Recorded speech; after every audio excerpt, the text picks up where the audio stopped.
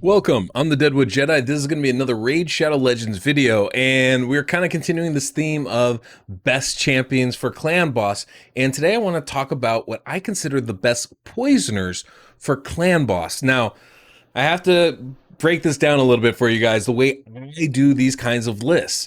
It's not just about this one skill and ability, right? That's going to be the most important factor when I'm doing this kind of a list for this category, but it's also really important what else they bring to the table, whether that's raw damage, other buffs, other debuffs, whatever that is. I need to make sure that this is a champion that not only is good at this one thing, but also will fit into whatever team I'm trying to build. And so the more stuff that these champions bring to the table, the higher I do generally rate them. So there's going to be a lot of champions that you're not going to see on this list. We're just doing a top 10, right? And there's so many poisoners in this game, so there's always going to be some people that are going to miss the list that you guys might think should. I'm talking about champions like Occult Brawler or even Frozen Banshee, amazing poisoners that for me aren't going to be top 10 champions because that's all they bring to the table.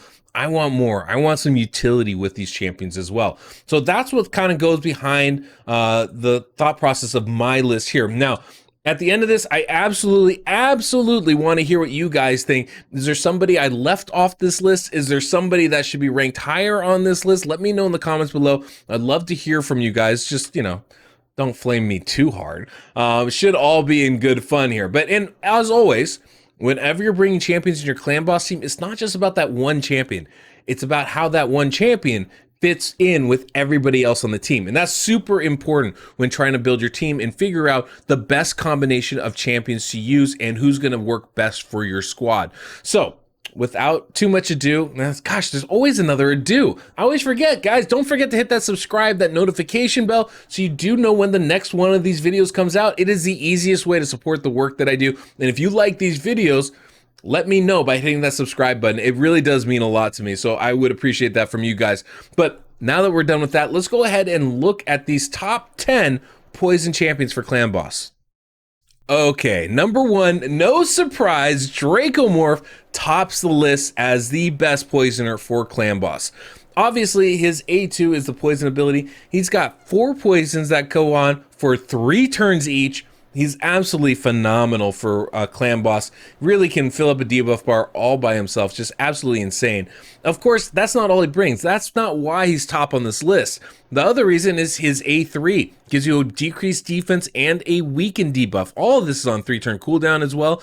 And then his A1 is just a massive damage that will increase damage based off the number of debuffs on the boss. So this is one of the reasons why Draco can not only be an amazing poisoner, amazing debuffer, but also an amazing raw damage dealer, one of the best in the game because of that ability. On top of that, he's got a pretty decent defense ability, as in, so his HP is a little bit low, so he can be brought into all sorts of different teams. Number 2 on this list is kind of like Draco Light, a really good champion that I really wish I had on my account because she's so great in all areas of this game. But she is one of the best for clan boss here, and I'm talking about Venus, of course, the lover herself. But she has a really good kit, especially when it comes to poisons, but other things as well. Their A1 does deal poison, so it's going to be a 50% chance on a 2-hit ability to place poisons. If you can put her in a counterattack team or a 2-1 ratio team, she can be extremely good for you because of that.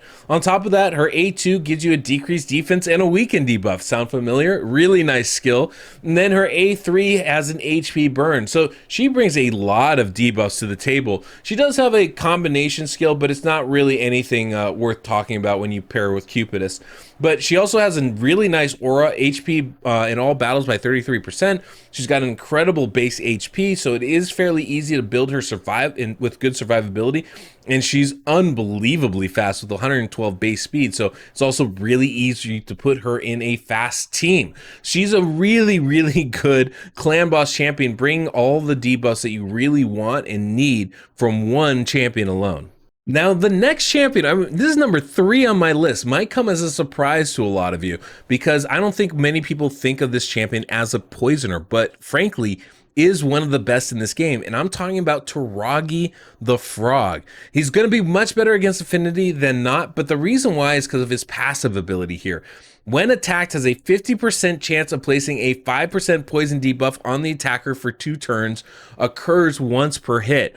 Well, on Affinity, where you have some, 4-hit attacks from the clan boss, this means this is going to proc very often for you. It's a really good skill here, and it's a passive ability, which means this isn't even what his kit's mostly about, but he is an incredibly good poisoner for you as a result of that. On top of that, he brings one of the best ally protections in this game, adding a shield buff of 15% with 15% of his max HP on all allies. Really nice, and gives himself a reflect damage. On top of that, it gives himself a heal before that ability even when that ability activates, which is even stronger based off the number of poisons on the boss.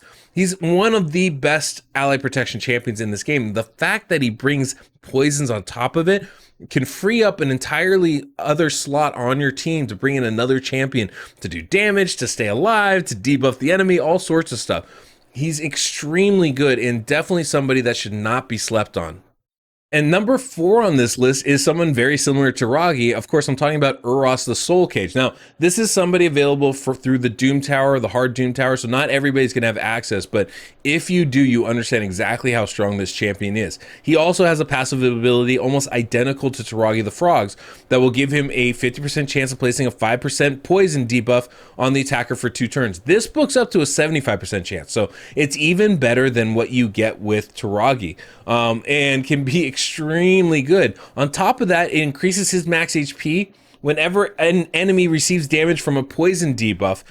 So he's going to get an extra 20, I think it's 25 or 50% chance or 50% HP increase over the course of the fight. So he can be extremely tanky for you and really good. And of course, he has ally protection. In addition, a strengthen buff for all allies with that. That's a really nice ability and really can help mitigate a lot of damage. And in addition to that, something that is kind of surprising, this guy does a lot of damage if you build him for it. Obviously, as an ally protection champion, you don't generally build him with crit rate, but even with good crit damage, but even with good crit rate, this guy can hit for 100k per turn, especially with the extra HP over the course of the fight. So really, really good champion for clan boss. Somebody I would definitely not sleep on as far as building a team around him. And then we get back to some of the more traditional clan boss champions, and I'm talking about Dark Kale. Again, from the Doom Tower, normal Doom Tower, really, really strong skills. He has poisons on his A1. He has decreased attack on his A2, as well as extending the duration of debuffs, which is just a massive skill. And then on top of that, more poisons on the A3. This guy's a poison fiend. Absolutely insane champion, and decreases crit rate for the boss. So a lot of stuff that are really, really good to have on your clan boss team. If you're looking for a pure poisoner, I think Dark Kale is actually one of the best in this game. Number 6 on the list, this is going to be one of the first pure poisoners that I'm going to bring into this list of champions. And I'm talking about Calvalx. And Calvalx is a really good damage champion, and that's why he makes this list. That's the extra thing that he really brings to the table. He's got on the A1 a chance to increase the duration of all poison debuffs on the target by 1 turn, and heals him for every poison that's on the target. That's like a 55% chance to land. It's pretty good ability right there, right? Extending those poisons. A2 will get extra hits based off of poison debuffs on the target, up to 3. Also, really nice ability. And then his A3 will do damage, and it's a max HP hit and will do more damage based off the number of poisons on the target. So the interesting thing about this champion on this list, he doesn't bring any poisons. There's no poisons that he's bringing on this on his skills, right? He doesn't add any extra poisons except for his passive ability, which places 4 at the start of the turn, and then has a 50% chance of placing 1 at the start of each of his turns, right? So the very beginning, he's going to get 4, and then every time he takes a turn, there's a 50-50 chance that he's going to add another one. But with the fact that he's extending the duration off his A1, that he's doing max hits off his A3 ability, if you can give him multiple attacks, This guy can be absolutely insane as a poison champion for your team. And he has a speed aura on top of that. He's a really good champion for clan boss. Does a lot of good raw damage. But those poison abilities is really, what makes his kit so interesting and so good. And then next on the list is Bad Alcazar, one of the classic champions, chosen himself here. Really, really good champion for your team. Now, he's not a spectacular poisoner by himself, right? His A2 ability is really what it's about, where it's a full cleanse for your allies, puts 2 continuous heal buffs on everybody, and places 2 5% poison debuffs on the target. So it's really not a lot of poisoners. He's really best as a secondary poisoner for your team. But what's so great about him is obviously those continuous heals means that you don't necessarily need to bring in a healer for your team. He kind of does the job by himself. On top of that, he's a cleanser for you, so you don't have to worry about the stun or affinity, one or the other. On top of that, his passive ability gives you an extra 20% of damage when the enemy has poison debuffs up. That's great. That can be a real significant boost. His A1 is okay. It just gives a little bit of healing. Nothing really crazy with that because he doesn't do crazy raw damage. But he also has a really nice crit rate battle aura, 25%, which is really good. And depending on the team you build, you can fully utilize that for clan boss. I think Bad Alcazar is one of the best champions in this game. And as a poisoner, definitely as a secondary poisoner, one of the best as well. All right, we get to number 8 on the list, and we have one of the champions that I still don't have on my account and absolutely have been looking for forever now, Rockin the Fat. I mean, a very, very good champion that brings ally attack to the ability, and that's really one of the things that makes him so useful. So yeah, his A3 is an ally attack skill. Also gives a crit rate and crit damage buff to all allies except for him. Really strong ability. But his A2 is the one that gives you poisons, and it does give you 2 poisons and an HP burn, which is really effective and the very nice little secondary poison champion for you. His A1 also gives you decreased defense, booking up to a 50% chance. So he brings a lot to the table. Ally attack, crit rate, and crit damage buffs, decreased defense in addition to the poison and the HP burn. Really good for your team. He has an interesting passive that helps reduce his damage, but then increases it for your allies. It's kind of an interesting thing. But because of that ally attack ability, he's going to increase the damage on your team exponentially. Like, it's just an insane buff when you can bring that into your clan boss teams. And so he becomes, I think he totally fits on this list as a poison champion. Now, that's probably not his primary role, right? So it's maybe not the best of pure poisons. You probably want to try to bring in some additional poisons if you can. But even if you can't, he's still going to do more damage for your team than a lot of traditional poison champions would do anyway. So excellent champion to bring into your clan boss team. And then number 9 on this list is Narma the Returned, a phenomenal direct poison champion. Really good champion to bring in as far as bringing poisons for your team. Obviously, the poisons come on the A3, which is a 4-turn cooldown when booked, and she does take a lot of books, but that's probably the biggest negative. It's on a 4-turn cooldown, but brings 3 poison debuffs and poison sensitivity, and they do have a duration of 3 turns, very similar to Draco. So really good stuff right there. On top of that, the A1 has an ability to increase the duration of 3 random debuffs for 1 turn. So if you get counterattack or if you get a lot of attacks in generally, this can be a really great way of keeping debuffs on the enemy for the full fight. On top of that, does have a decreased attack debuff as well, and that also lasts for 3 turns, which is really good. And it also has a really nice AoE heal too. So she has a lot of utility on your team. And so if you can find a way to bring her in your clan boss team, I think she's an excellent champion to do that with. Not to mention she has incredibly good multipliers on all of her attacks.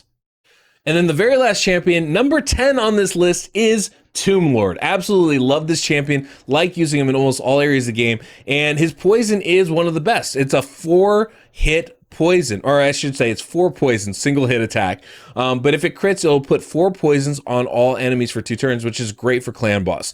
And so that's a really, really nice ability. It is just 2 turns, but 4 poisons is so many. On top of that, brings a decreased attack and a decreased defense with that A3 skill, and has a triple attack on the A1, which means you can use Giant Slayer on this champion. So there is a lot to like about Tomblord. Now, there are some things that you got to be aware of, right? Like the A3 doesn't do any attacks, right? It just places these debuffs.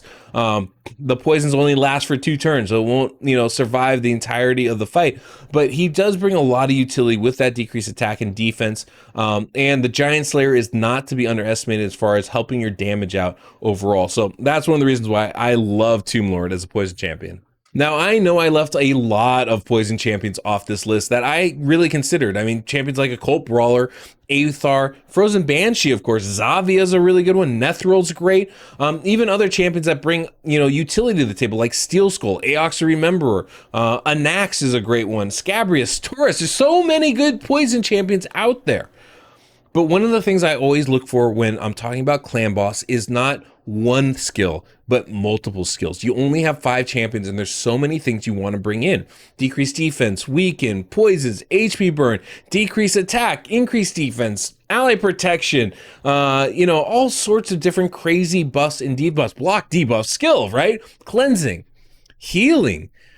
And so when you're trying to bring in all those different things, you need champions, as many as possible, that can do multiple things. And these 10 champions, they are either so good at doing the poison thing, or they're bringing more stuff to the table, allowing you to build your Clan Boss team easier. That's why they make this top 10 list for me. And there are other options out there, right? You really have to figure out what's going to be best for your team in particular. That's going to make all the difference in the world as far as which champions you want to bring in. But I wanted to highlight these 10 because I think they are the top of this list. Now, I'm really interested to see what you guys think of this list, where you would rank these champions yourselves. If there's somebody that I left off that you think should replace somebody else, is there somebody on this list that you're like, no way would I put them up there? Let me know in the comments. I'd love to hear that from you guys. And so, yeah, hopefully this was informative or helpful or insightful or just plain fun. Whatever it is, I'm glad you guys stuck around. So don't forget to hit that subscribe notification bell. Until next we meet, I'm the Deadwood Jedi.